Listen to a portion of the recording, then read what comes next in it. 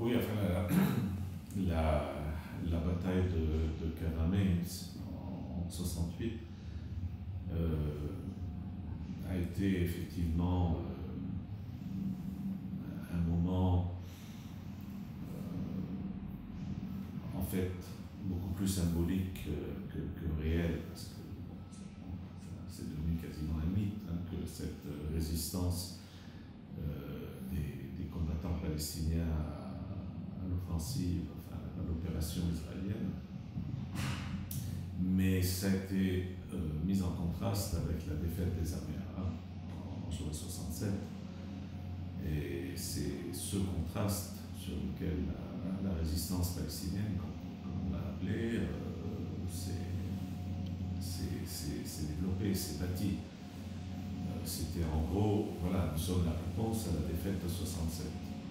La défaite de 67 sonne au-delà de la perspective d'une libération de la Palestine par l'action des armées arabes,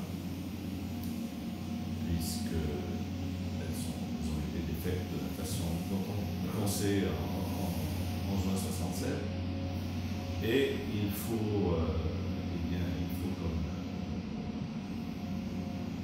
comme voie pour la libération, puisque le thème libération de la Palestine, c'est le thème qui évidemment est le thème dominant de toute cette résistance palestinienne. Toutes les organisations ont libération de la Palestine dans leur nom, que ce soit l'OLP dont ils vont s'emparer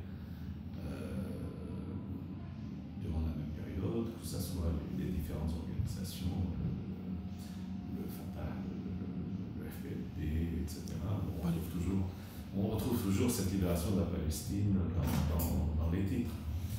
Et donc l'idée qui va prévaloir, c'est cette idée qui est dans l'air du temps dans cette période, qui est la lutte populaire armée. Alors la référence, c'est le Vietnam, le GIAP, la guerre du peuple.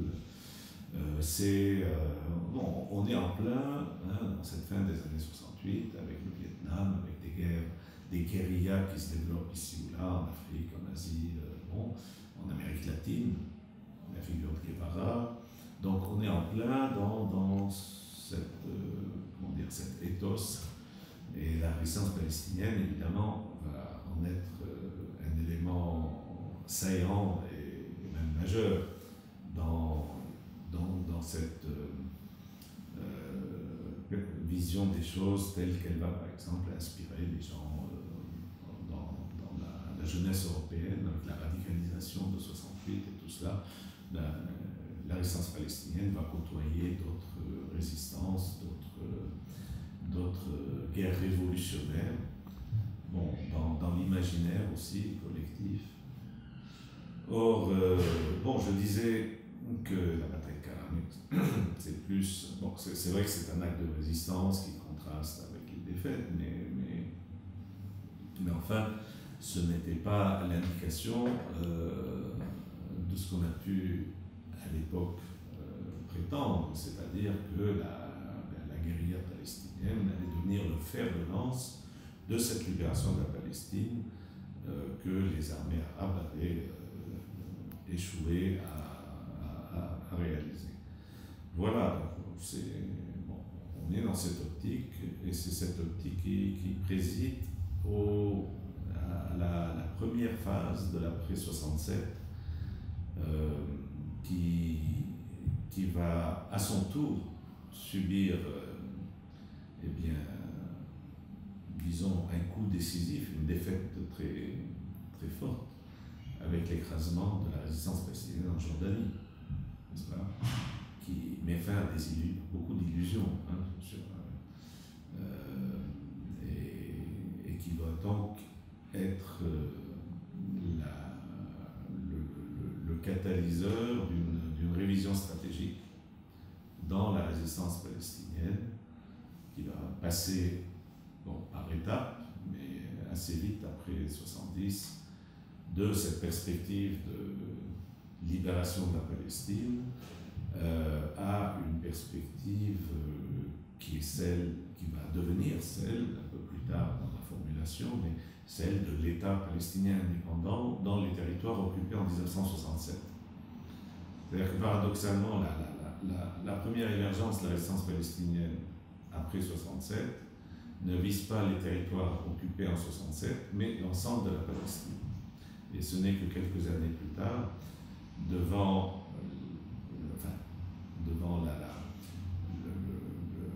le fossé qui existe entre la capacité réelle de cette résistance palestinienne et l'objectif de libération de la Palestine, que l'on va faire une réadaptation stratégique vers une concentration conçue dans un premier temps comme une étape transitoire, mais enfin, bon, qui va de plus en plus devenir l'objectif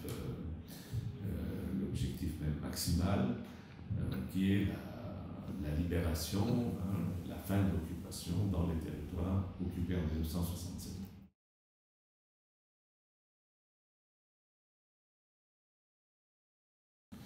Non, l'écrasement de la résistance palestinienne en Jordanie en 70-71 n'est pas dû à un rapport de force numérique. Il est essentiellement le produit d'une stratégie. Et on peut dire qu'avec une stratégie différente, il est fort probable que les résultats auraient été très différents. Alors, la stratégie, c'est celle qu'impose le Fatah de Yasser Arafat, qui se résume dans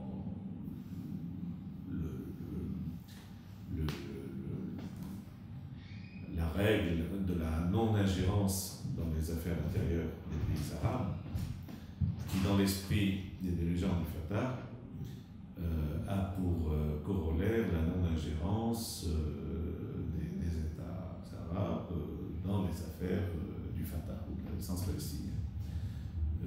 Sauf que, d'abord, les États arabes se sont constamment ingérés dans les affaires de la résistance palestinienne, et ne serait-ce que d'ailleurs pour la raison évidente que l'ensemble des organisations palestiniennes va trouver son financement auprès de tel ou tel État arabe.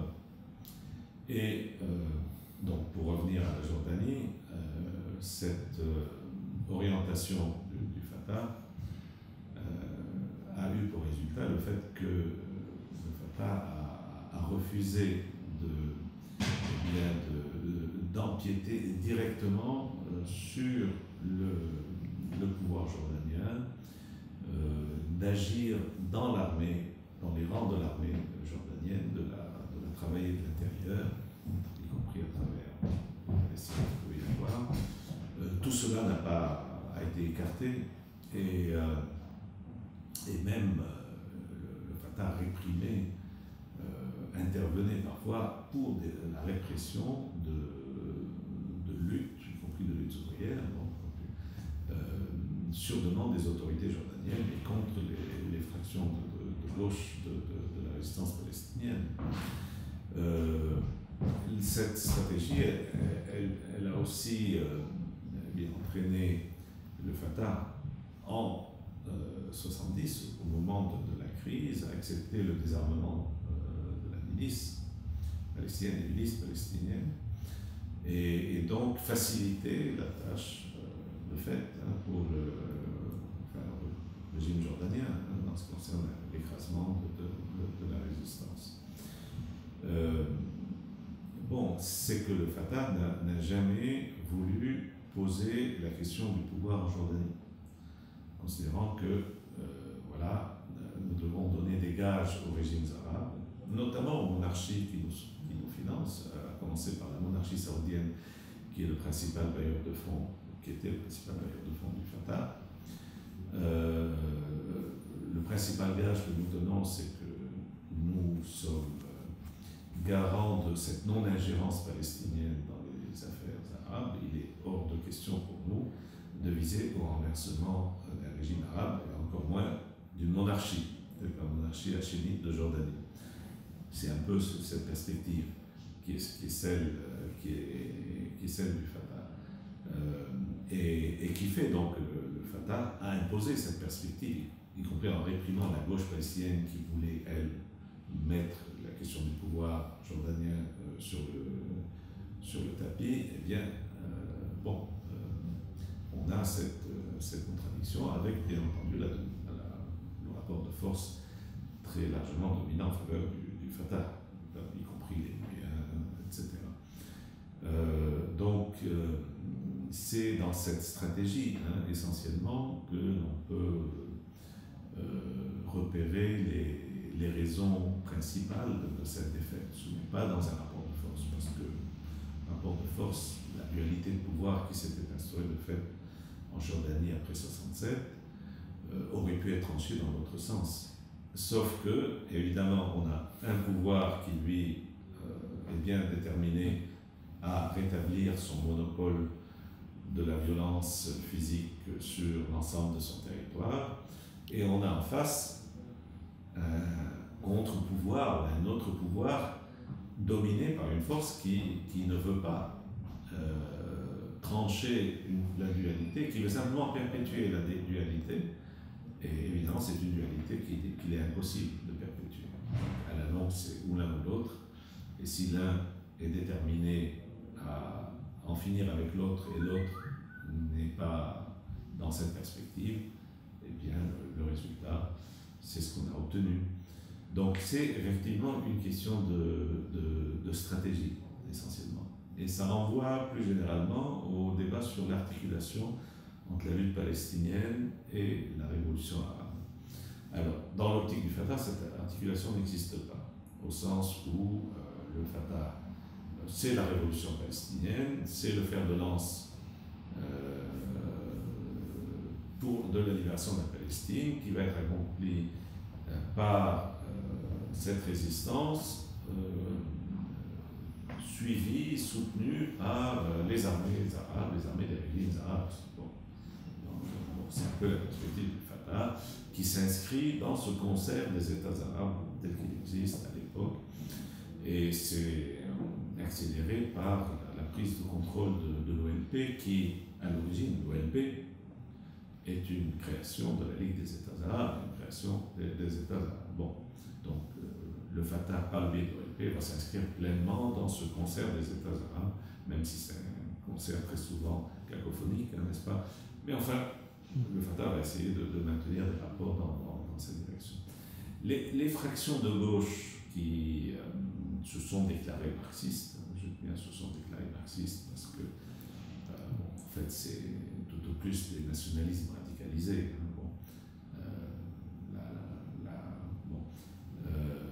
Bien, ces fractions de gauche ont posé, elles, la question en termes de révolution arabe. En théorie du moins, c'était l'idée que, oui, nous sommes le fer de lance de la révolution de la Palestine, mais nous sommes aussi le fer de lance de la révolution arabe, c'est-à-dire le ferment de la révolution arabe, qui va, le jour où elle va triompher,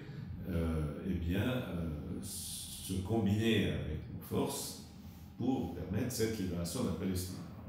Encore une fois, dans l'optique de cette libération, qui est le grand moteur, le thème commun. Mais tout cela, c'est très théorique, au sens où toutes ces organisations vont, sans exception, se lier à tel ou tel régime arabe, tel ou tel État arabe, en pleine contradiction avec le discours sur la révolution arabe. Alors, pour les uns, c'est l'origine syrienne, pour les autres, c'est l'Irak, avec la concurrence entre les deux basses, irakiens et syriens. Pour d'autres, ça va être un peu plus tard la Libye, de Kadhafi, l'Algérie. On va chercher à nouer des liens avec les régimes nationalistes de la région. Alors évidemment, si on se déclare pour la révolution arabe et qu'on a des liens par exemple avec des dictatures telles que celle de Hafez al-Assad en Syrie ou de Saddam Hussein en Irak, on n'a pas beaucoup de crédibilité, il faut dire. Voilà. Donc, de fait, il n'y a pas dans les forces de résistance palestinienne une quelconque force qui s'inscrive véritablement dans une stratégie de bouleversement régional profond et qu'ils s'inscrivent non seulement en théorie, mais en théorie et en pratique, dans sa politique réelle. Ça n'a pas existé. Bien. Bon. En tout état de cause, le problème aujourd'hui, je crois, n'est plus du tout dans cette perspective. Nous ne sommes plus, pour des raisons diverses, mais nous ne sommes plus du tout dans la perspective d'une révolution palestinienne, fer de lance de la révolution nationale. 2011, le soulèvement qui a démarré en 2011 a presque ignoré la question palestinienne. Je dis presque, bien sûr, parce qu'il y a eu des actions en Égypte, etc., contre l'ambassade d'Israël. Donc Israël est toujours là pour cause, hein, très présente dans les esprits. Mais plus personne ne se tourne vers la lutte palestinienne comme modèle, par exemple. Eh bien, pourquoi? Parce que l'état du mouvement palestinien est plus que désolant. Il est tout à fait déplorable. Il a sombré très bas avec la division entre les deux mêmes parties du territoire occupé en 1967, entre le Gaza contrôlé par le Hamas et cet état croupion de l'autorité palestinienne en Cisjordanie. Bon, ce spectacle est tout à fait lamentable. Même si, encore une fois, il y a eu une deuxième phase après celle des années 60, pendant laquelle la lutte palestinienne a pu être vécue, même, je dirais, de manière, à mon sens, plus plausible, plus réelle, même si l'impact était moindre. Donc une période où la lutte palestinienne a pu être vue comme fer de lance, si on peut dire, de la révolution régionale, c'est l'intifada de 1987-88. Parce que là, on a autre chose. Ce n'est pas les organisations armées en Jordanie puis au Liban, avec leurs bureaux, leur financement extérieur, leur bureaucratie, qui sont loin d'être des modèles révolutionnaires. C'est un soulèvement populaire. C'est un soulèvement populaire qui, en un sens, préfigure ce qui va se passer en 2011 dans les formes d'action, au sens où c'est une coordination qui se met en place, c'est très décentralisé, enfin les comités locaux, etc., qui vont se centraliser par une coordination pluraliste, la direction unifiée de l'Intifada. Bon, c'est un moment d'auto-organisation à la base, un moment de lutte populaire tout à fait remarquable, absolument remarquable, et qui effectivement, à mon sens, indique beaucoup plus la voie de ce que peut être un bouleversement révolutionnaire régional que ce qu'a été la résistance palestinienne dans ces premières années. Et sauf que, bon, bien entendu, l'intifada a subi une défaite. Elle a été défaite et par la répression israélienne et par la récupération politique par la direction de l'OLP, qui, en 1988, oriente tout cela vers, encore une fois, la perspective de l'État palestinien, la négociation avec Israël par le biais des États-Unis, tout cela qui va déboucher sur Oslo quelques années plus tard.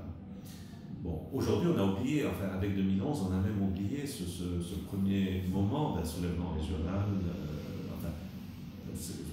je veux dire d'un soulèvement populaire sur le modèle de ce qui va devenir le soulèvement régional de 2011, tel que ce moment s'est produit en 88. Mais bon, donc on est aujourd'hui dans une inversion du rapport. La question qui se pose aujourd'hui, c'est est-ce que ce soulèvement régional va déteindre sur les Palestiniens? Alors on pose des questions, est-ce qu'il y aura une troisième intifada palestinienne qui va s'inscrire dans ce contexte du soulèvement régional? Bon, à mon sens, c'est ce qu'il faut espérer, bien sûr, mais on ne peut rien prédire à ce niveau-là, tant la démoralisation est grande parmi les Palestiniens des territoires de 67, puisque c'est de cela qu'il s'agit. Bon, après, le reste, les réfugiés au Liban, en Syrie, bon, ils sont dans le cœur de ce qui se passe dans ces pays-là, par la force des choses. Comme on le voit aujourd'hui en Syrie, c'est le camp du Harouk.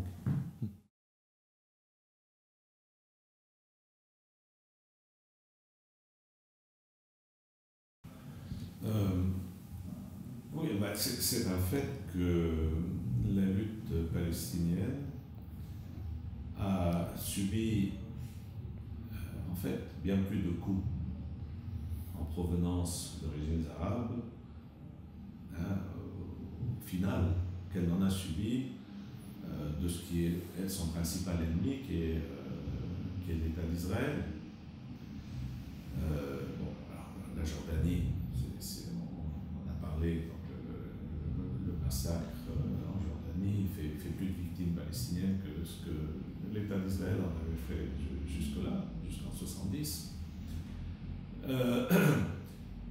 Par la suite, quand le centre de gravité de la lutte palestinienne se déplace de Jordanie au Liban, eh bien, au Liban, il va d'une part être, enfin, le mouvement palestinien va être impliqué dans la guerre civile libanaise, mais avec des alliés libanais contre une fraction libanaise. Et à un moment, en 1976, l'alliance de la résistance palestinienne et de ce qu'on appelle le mouvement national libanais, qui est le cartel de la gauche libanaise en gros, était sur le point de remporter des victoires décisives sur le plan militaire, quand l'armée syrienne de Assad, du régime bassiste syrien, est intervenue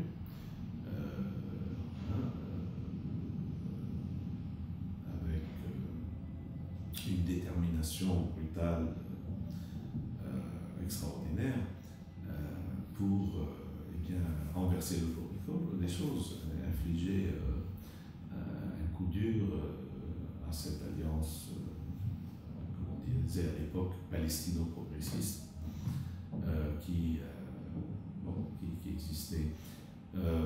Ça a été dur, mais le régime syrien a payé un prix lourd en combattant, mais il a mis les moyens qu'il fallait pour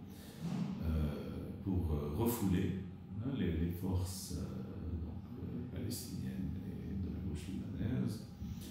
Et dans le contexte d'un accord, d'un feu vert des États-Unis et de fait d'un feu vert israélien pour sauver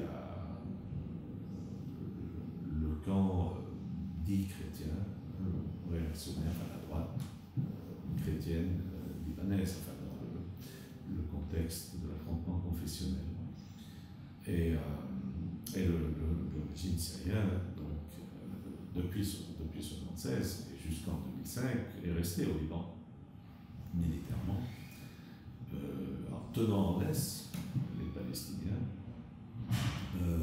jusqu'à sa participation après l'invasion israélienne de 1982, à partir de 83 jusqu'à 85, le régime syrien va de nouveau être impliqué dans un affrontement direct avec les Palestiniens, avec les camps palestiniens, dans le contexte de l'opposition violente qui va s'établir entre lui et le Fatah, principalement, Arafat. Voilà, avec ce déplacement du centre de gravité, on retrouve le problème de... Bon, pour parler dans les termes qu'utilisaient les maoïsants de l'époque, dans le mouvement nationaliste palestinien, je parlais en termes de contradiction principale avec le sionisme et contradiction secondaire, de la contradiction avec les régimes arabes. Et bien cette contradiction secondaire s'est régulièrement avérée être plus douloureuse que la principale. Pour montrer un peu à quel point ce type d'analyse peut être schématique et de nature à induire en erreur. Après, on a le moment des années 80, la fin des années 80, l'intifada, le centre de gravité de la lutte palestinienne devient les territoires de 67. Là, évidemment, c'est l'affrontement avec l'ennemi principal, la contradiction principale qui redevient principale, si l'on veut, pour parler en ces termes. Sauf qu'il y a un coup de poignard dans le dos du côté du régime jordanien en 88 qui coupe les livres aux fonctionnaires jordaniens, enfin bon, qui en tout cas annonce cette rupture-là. Et puis, bon, il y a le fait que, évidemment, là, encore une fois, le problème de la direction palestinienne elle-même est posé, c'est-à-dire le dévoiement de l'intifada de 88 dans le sens de cette perspective de règlement négocié, mais avec une direction disposée à accorder, à octroyer concession sur concession afin d'obtenir ce territoire que la bureaucratie palestinienne aspire à gouverner. Et ça va produire Oslo, qui est de fait, sur le fond, une véritable capitulation, parce que, enfin, du point de vue sinon des conditions acceptées, je dirais plutôt de l'omission. C'est une capitulation par omission, c'est pas une capitulation par ce qui est octroyé, mais une capitulation par ce qu'on accepte de laisser de côté pour entrer pour conclure un accord de ce type. La question des réfugiés, la question de Jérusalem, le gel, et surtout, d'abord avant tout, le gel de l'arrêt de la colonisation, qui n'est même pas stipulé dans les accords d'Oslo. Ça, c'est le point clé. C'est la raison principale pour laquelle Oslo n'avait aucune chance d'aboutir positivement. C'est que Oslo a été conçu du côté israélien comme un feu vert pour une intensification de la colonisation des territoires occupés en 67.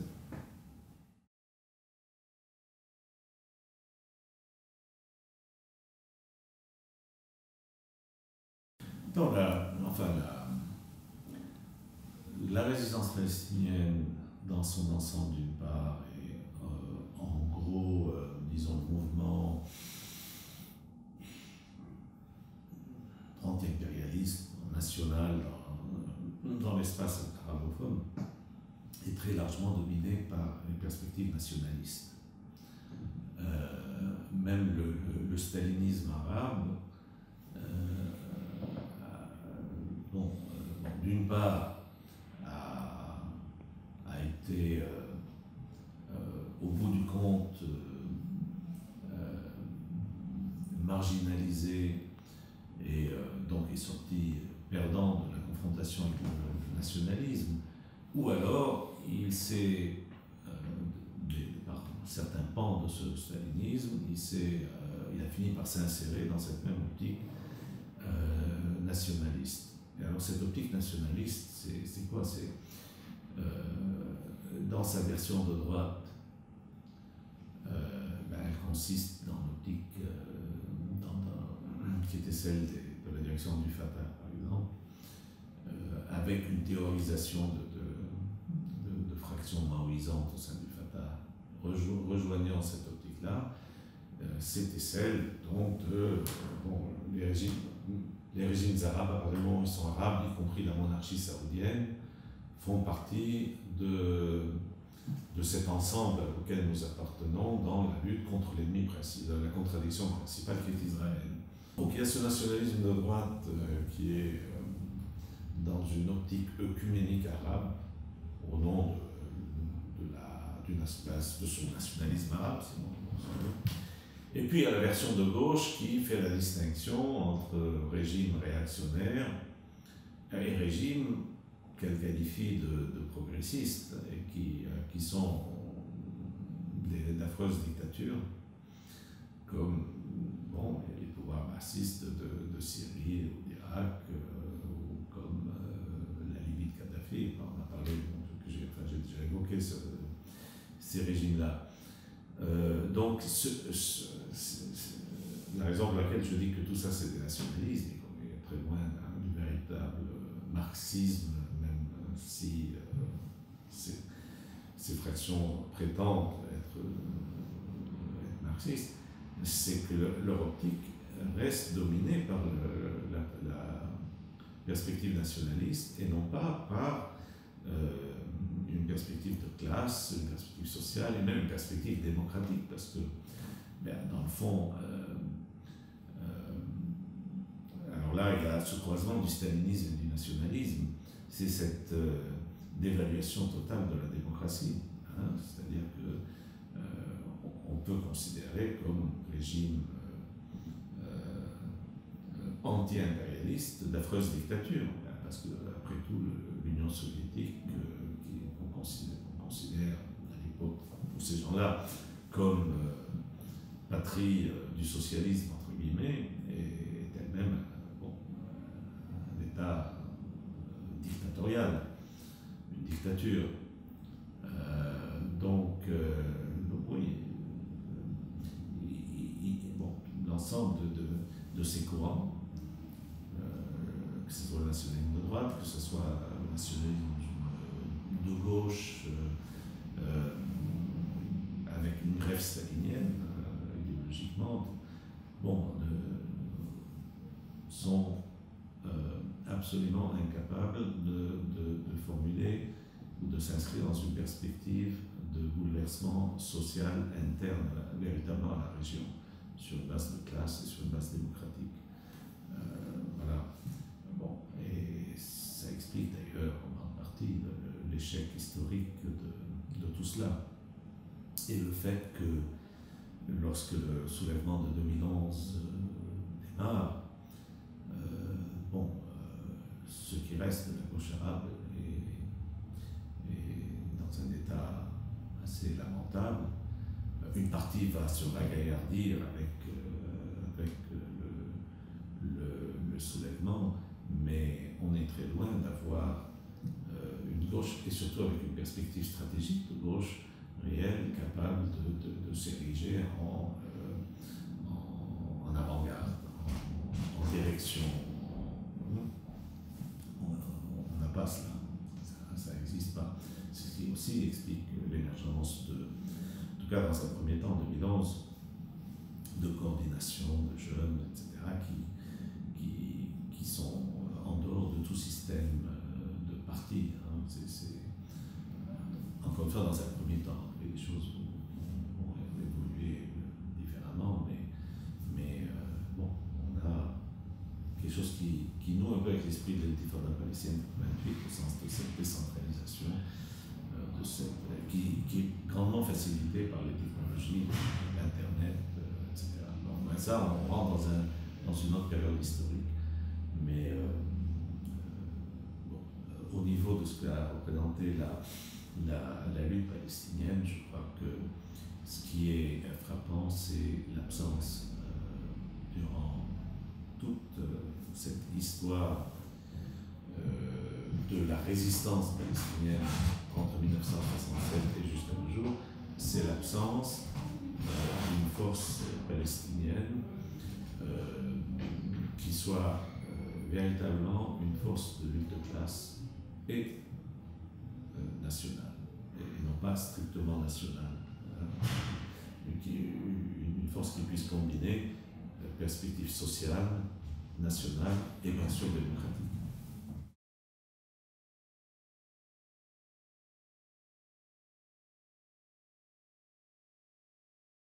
Ah oui, certainement. L'intégrisme islamique est une force, enfin, est un courant qui existe dans la région depuis la première moitié du XXe siècle et qui a été marginalisé par la montée des nationalismes dans les années 50-60, mais qui est resté en veilleuse. Il n'a pas disparu de la carte. Et il va ressusciter en un sens, il va renaître de ses cendres avec la défaite des régimes nationalistes, d'une part, et la défaite de l'ensemble du mouvement nationaliste, au-delà des régimes. Les régimes, c'est 67. Le nationalisme, plus généralement, ça va être les années 70 qui va connaître sa défaite, son repli, jusqu'à ce tournant que va être l'intifada palestinienne et son dévoiement par la direction de l'OLP jusqu'aux accords d'Oslo, en discréditant la direction palestinienne en tant en la discréditant sur le terrain nationaliste, tout cela va permettre au courant intégriste d'occuper le terrain, laissé vacant par tout cela. Et on voit clairement comment le Hamas naît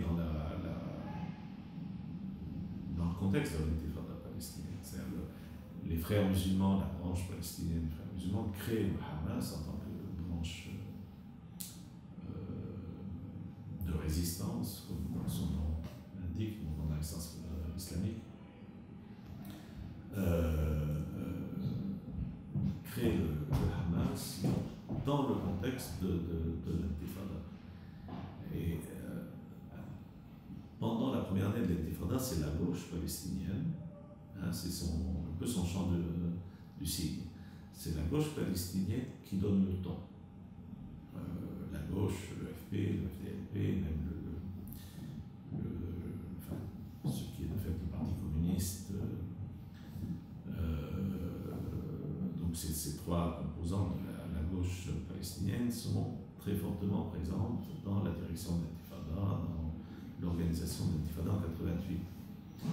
Mais cette gauche, alors là on retrouve, c'est chaque fois au nom de l'unité nationale, et bien au nom de l'unité nationale, cette gauche s'aligne derrière la direction de droite de la lutte palestinienne, qui elle-même s'insère dans le contexte des régimes arabes, donc bon, un effet d'enchaînement ici. Donc, à partir de ce moment, le Hamas va pouvoir se lancer dans une surenchère nationaliste sur ces composantes-là. Et 93 va amplifier la chose, 93 des accords d'Oslo. C'est avec l'échec, bien entendu, l'enlisement, l'effondrement du processus d'Oslo. Bon, on a vu après comment le Hamas a pu, par exemple, remporter les élections palestiniennes en janvier 2006. C'est un aboutissement un peu logique cela. Sauf que bon, l'intégrisme, enfin, ces forces intégristes sont sur le plan social, sur le plan démocratique, sont des forces réactionnaires, ne sont pas des forces, progressistes. Si, encore une fois, il y a le divin est inscrit dans le politique, comme il est inaltérable, c'est une limite à la souveraineté populaire. Voilà. Alors ce combat, combat laïque, il a été complètement déserté par le gros de la gauche, ce qu'on appelle la gauche, ce qui peut se qualifier de gauche dans le monde arabe. Pas tout le monde, heureusement, mais enfin, le gros ou alors, on a eu l'excès inverse, enfin, bon, dans certains cas, comme c'est le cas d'une partie de la gauche algérienne, faire cause commune avec les militaires au nom d'une caractérisation des intégristes comme fascistes, n'est-ce pas? Alors on va dire le front antifasciste, et puis on va soutenir la répression militaire. Alors là aussi, c'est l'excès inverse. Le problème, c'est dégager une voie de gauche qui soit l'islam. Hein? Bon, et ça c'est ce qui manque. C'est ce qui a fait cruellement défaut jusqu'ici dans l'espace arabophone.